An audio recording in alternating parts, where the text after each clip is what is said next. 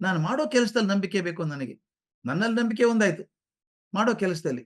ಏನ್ ಮಾಡ್ತೀವಿ ಗೊತ್ತಾ? ಅಯ್ಯೋ! ಹೇಳಿದಾರ್ರಿ ಮಾಡಿ ಹಾಕ್ಬಿಡ್ರಿ. ಏನೋ ಯಾರೋ ಮಾಡಿದಾರೆ ಮಾಡ್ರಿ. That will not be work of excellence. Whatever you do, ಯಾವುದೇ ಕೆಲಸ ಸಣ್ಣದೋ, ದೊಡ್ಡದೋ ಇಲ್ಲ. ಅತ್ಯಂತ ಶ್ರದ್ಧೆಯಿಂದ ಮಾಡ್ಬೇಕು. ವಾಟ್ ಐ ಡೂ ಕೆಲಸ ಮಾಡ್ತೀನಿ ಚೆನ್ನಾಗಿ ಮಾಡ್ಬೇಕು. ಹರಾಟೆ ಹಿಡಿದು ಮಾಡ್ಬೇಕು ಅದನ್ನ. ಗಟ್ಟಿ ಹಿಡಿದು ಮಾಡ್ಬೇಕು.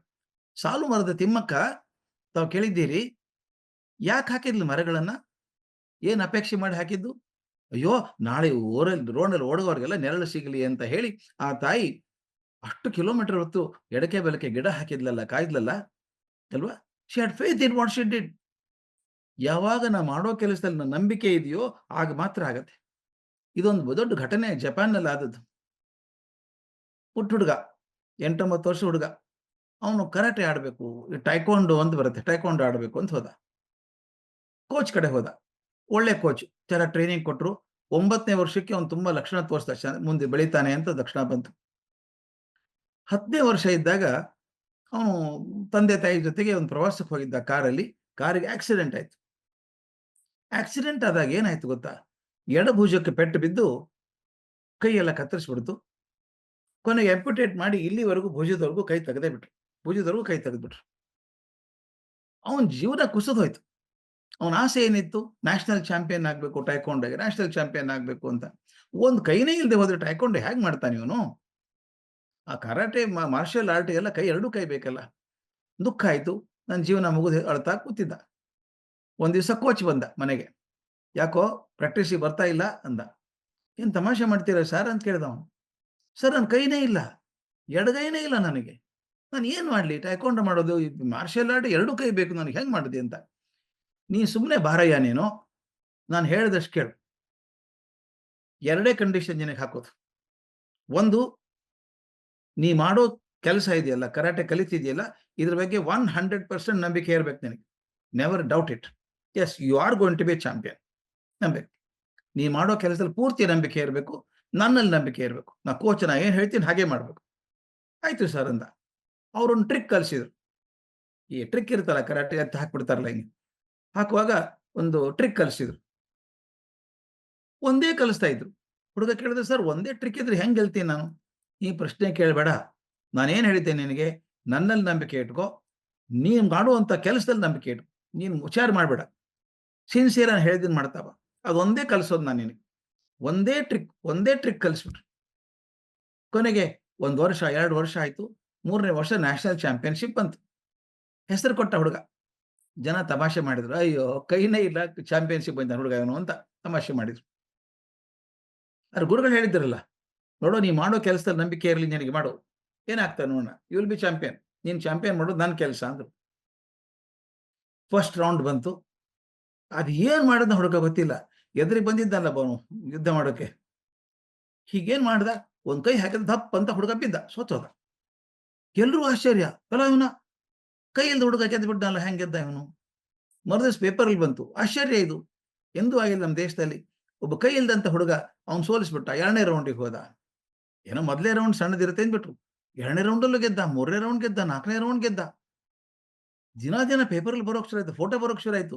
ಕೈ ಇಲ್ಲದ ಹುಡುಗ 4ನೇ ರೌಂಡ್‌ಗೆ ಬಂದ್ಬಿಟ್ಟಿದ್ದಾನೆ. ಅದು ಹೆಂಗ್ ಗೆಲ್ತಾನೋ? ಏನೋ ಮಾಡ್ತಾನಪ್ಪ ಅವನು ಗೊತ್ತಾಗಲ್ಲ ನಮಗೆ. ಹೋಗ್ತಾನೆ, ಹಿಡ್ಕೋತಾನೆ, ಅದೇನೋ ಹಿಂಗ್ ಮಾಡ್ತಾನೆ, ವೈರಿಗಳು ಬಿದ್ದು ಹೋಗ್ಬಿಡ್ತಾರೆ. ಕ್ವಾರ್ಟರ್ ಫೈನಲ್ಸ್‌ಗೆ ಬಂದ. ಅವನಿಗೂ ಆಶ್ಚರ್ಯ. ಇವ್ರು ಯಾಕೆ ಬೀಳ್ತಾರೆ ನನ್ನ ಮುಂದೆ ಬಂದು? ಒಂದೇ ಟ್ರಿಕ್ ಗೊತ್ತಿರೋದು ನನಗೆ. 2ನೇ ಟ್ರಿಕ್ ಗೊತ್ತಿಲ್ಲ. ಹಿಂಗ್ ಮಾಡ್ತೀನಿ ಬಿದ್ದು ಹೋಗ್ಬಿಡ್ತಾರೆ ಅವ್ರು. ಕ್ವಾರ್ಟರ್ ಫೈನಲ್ ಗೆದ್ದ, ಸೆಮಿ ಫೈನಲ್ ಗೆದ್ದ. ಕೊನೆಗೆ ಫೈನಲ್‌ಗೆ ಬಂದ. ಆಗಂತೂ ನ್ಯಾಷನಲ್ ನ್ಯೂಸ್ ಪೇಪರ್ ಹೆಡ್‌ಲೈನ್ಸ್. ಕೈ ಇಲ್ಲದಂತ ಹುಡುಗ ಫೈನಲ್‌ಗೆ ಬಂದ್ಬಿಟ್ಟ. Is amazing. It has never happened in history of Japan ಅಂತ ಬಂತು.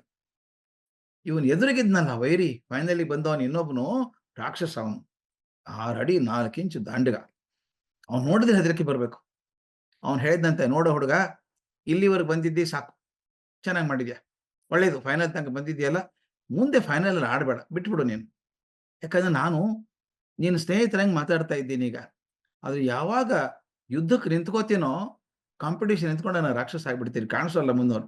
ಎತ್ತಿ ಹಾಕ್ಬಿಟ್ರೆ ನಿಂದೆಲ್ಲೋ ಕತ್ತು ಮುರಿದು ಸತ್ತು ಹೋಗ್ತೀಯಲ್ಲ ಹುಡುಗ ನೀನು. ಬಿಟ್ಬಿಡು ಸಾಕು" ಅಂದ್ರು. ಹುಡುಗರಿಗೆ ಹೌದು ಅನಿಸ್ತು. ರಾಕ್ಷಸನ ಹೆಂಗ್ ಗೆಲ್ಲೋದು ಇವನ್ನ? ಹೋಗಿ ಮೇಷ್ಟ್ರ ಕಡೆ ಹೋದಂತೆ, ಕೋಚ್ ಕಡೆ. "ಸರ್ ನಾನು ವಿತ್‌ಡ್ರಾ ಮಾಡ್ಕೊಂಡ್ಬಿಡ್ಲಾ? ಫೈನಲ್ ತನಕ ಬಂದಿದ್ದೀನಿ. ಮತ್ತು ಅವ್ನು ರಾಕ್ಷಸ. ನಾನು ಕೊಂದೇ ಬಿಡ್ತಾನವನು" ಅಂತ. ಗುರುಗಳು ಎದ್ದು ಬಂದು ಪಟಾರ ಅಂತ ಕಪಾಳಿಗೆ ಹೊಡೆದ್ರು. ನಿನಗೇನು ಹೇಳಿದ್ದೆ ನಾನು? ನೀನ್ ನಂಬಿಕೆ ಇರ್ಬೇಕು ನಿನಗೆ. ನೀ ಮಾಡೋ ಕೆಲಸದಲ್ಲಿ ನಂಬಿಕೆ ಇರ್ಬೇಕು ಅಂತ ಹೇಳಿದ್ನೋ ಇಲ್ಲೋ? ನನ್ನಲ್ಲಿ ನಂಬಿಕೆ ಇರು. ಹೋಗು. ಯುದ್ಧ ಮಾಡಿ ಹೋಗು. ಏನಾಗ್ತದೆ ನೋಡೋಣ. ಏನು ಆ ಸ್ಟೇಡಿಯಂ ಕಿಕ್ಕಿರಿ ತುಂಬಿತ್ತು. ಈ ಕೈ ಇರ್ಲಾರ್ದಂತ ಹುಡುಗ ಫೈನಲ್ಸ್‌ಗೆ ಬಂದಿದ್ದಾನಲ್ಲ ಅಂತ ಕೆಲವರು. ಅಯ್ಯೋ ಪಾಪ ಪುಟ್ಟ ಹುಡುಗ ಸತ್ತೋಗ್ತಾನ್ರಿ ಇವ್ನ ಕೈಯಲ್ಲಿ ಸಿಕ್ಕಾಕೊಂಡು ಅಂತ ಅವ್ರು ಇನ್ನೊಬ್ರು. ಶುರು ಆಯ್ತು. ಶುರು ಆದ ತಕ್ಷಣ ಒಂದು 2 ನಿಮಿಷ ಆಗಿದೆ ಯುದ್ಧ ಶುರುವಾಗಿ. ಇವನು ಏನ್ ಮಾಡಿ ಕೈ ಹಿಡಿದು ಹಿಂಗ್ ತಿರುಗಿಸ್ಬಿಟ್ಟ. ಆ ರಾಕ್ಷಸ ಧಪ್ ಅಂತ ಬಿದ್ದು ಸೋತ. ಇವನು ಚಾಂಪಿಯನ್ ಆಗ್ಬಿಟ್ಟ. ಇವನಿಗೆ ಆಶ್ಚರ್ಯ. ನಾನು ಹೆಂಗ್ ಕೆಡವಿದೆ ಅವನು ಹೆಂಗ್ ಬಿದ್ದ? ನಾನು ಬರೋದೇ ಒಂದು ಟ್ರಿಕ್ಕು. ಗುರುಗಳ ಹತ್ರ ಹೋಗಿ ಕಾಲು ಬಿಟ್ಟು ನಮಸ್ಕಾರ ಮಾಡಿ ಹೇಳಿದಂತೆ, ಗುರುಗಳೇ ನನ್ಗೆ ಅರ್ಥ ಆಗ್ತಾ ಇಲ್ಲ. ನನ್ನ ಮೇಲಿನ ಕರುಣೆಯಿಂದ ಬಿದ್ರೋ ನಿಜವಾಗ್ಲೂ ನನ್ನ ಶಕ್ತಿ ಇದೆಯೋ ಗೊತ್ತಾಗ್ತಾ ಇಲ್ಲ ಅಂತ. ಗುರು ಹೇಳಿದಂತೆ, ನಿನಗೇನು ಗೊತ್ತಿಲ್ಲಪ್ಪ, ನಾನು ಕಲಿಸಿದ್ದೀನಿ. ಒಂದೇ ಟ್ರಿಕ್ ಕಲಿಸಿದ್ದೀನಿ ನಿನಗೆ. ನೀನು ಬೇಜಾರಾಗಿತ್ತಲ್ಲ, ಏನು ಒಂದೇ ಕಲಿಸ್ತೀರಿ ಅಂತಿದ್ದೆಲ್ಲ. ಏನ್ ಕಲಿಸಿದೆ ಗೊತ್ತಾ? ನಾನು ನಿನಗೆ ಯಾವ ಟ್ರಿಕ್ ಕಲಿಸಿದ್ದೆ ಅಂದ್ರೆ, ಅದರಿಂದ ನಿನ್ನ ವಿರೋಧಿ ಪಾರ ಆಗಬೇಕು ಅಂದ್ರೆ ಅವನು ಒಂದೇ ಒಂದು ಹಾದಿ ಇದ್ದದ್ದು, ನೀನು ಎಡಗೈಯನ್ನ ಹಿಂಗೆ ತಿರುಗಿಸಿ ಹಿಂದೆ ತಗೋಬೇಕು. ನೀನು ಎಡಗೈಯನ್ನ ಹಿಂದೆ ತಿರುಗಿಸಿ ಬೆನ್ನ ಹಿಂದೆ ತಗೊಂಡು ನೀನು ಕೆಡಬೇಕು. ಅದೊಂದೇ ಹಾದಿ ಇರೋದು ಆ ಪಟ್ಟದಿಂದ ಪಾರಾಗಬೇಕಾದ್ರೆ. ಆದ್ರೆ ಅವನು ಹೆಂಗ್ ತಿರುಗಿಸ್ತಾನೆ? ನಿನ್ನ ಕೈನೇ ಇಲ್ಲಲ್ಲ, ಎಡಗೈನೇ ಇಲ್ಲ ನಿನಗೆ, ಹೆಂಗ್ ತಿರುಗಿಸ್ತಾನೆ? ಅಂದ್ರೆ ಗುರು ಏನ್ ಮಾಡ್ದ? ಶಿಷ್ಯನ ದುರ್ಬಲತೆ ಇತ್ತಲ್ಲ, ಎಡಗೈ ಇಲ್ಲ ಅನ್ನುವಂಥ ದುರ್ಬಲತೆಯನ್ನ ಶಕ್ತಿಯನ್ನಾಗಿ ಮಾಡ್ಬಿಟ್ಟ. ಅದಾಗೋದು ಯಾವಾಗ ಗೊತ್ತಾ? ಆ ಮಗುಗೆ ಮಾಡೋ ಕೆಲಸದಲ್ಲಿ ನಂಬಿಕೆ ಇತ್ತು. ದಯವಿಟ್ಟು ನಾನು ನಿಮ್ಮಲ್ಲಿ ಹೇಳೋದು, ಓದುವುದಾಗ್ಲಿ, ಕೆಲಸ ಮಾಡಿ ಮುಂದೆ ದೊಡ್ಡವರಾಗ್ತೀರಿ. ಯಾವ್ಯಾವುದೋ ಕೆಲಸ ಮಾಡ್ತೀರಿ, ಸಂಸ್ಥೆಗಳಲ್ಲಿ ಕೆಲಸ ಮಾಡ್ತೀರಿ. ಅಯ್ಯೋ ಏನೋ ಮಾಡ್ಬಿಟ್ರಪ್ಪ ಹೇಳ್ತಾರೆ ಅಂತ ಮಾಡಬೇಡಿ. Please do enjoy what you do. Have faith in what you do. If you don't have faith in what you do, you cannot be a work of excellence. ಆಗ್ಲಿಕ್ಕೆ ಸಾಧ್ಯವೇ ಇಲ್ಲ.